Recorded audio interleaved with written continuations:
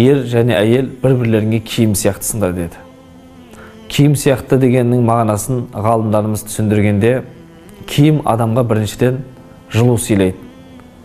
Киімсіз адам қалай болады? Демек, ерлі-зайыптылар бір-біріне ең жақын адамдар. Адамға киім ол өте жақын орналасады.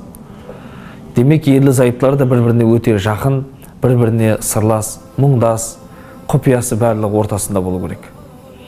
Сонымен қатар, киім адамға жылу сыйлайды.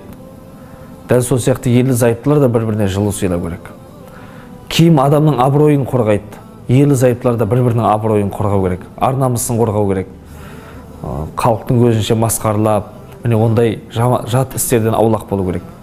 Және киім адамды қатты ыстық күндері күйдірмейді. Ерлі-зайыптылар да киім сияқты болып, бір-біріне өмірлегі түрлі-түрлі қиындықта тастап кетпеу керек. Бір-біріне қашанда қорған, мейірбан болу керек.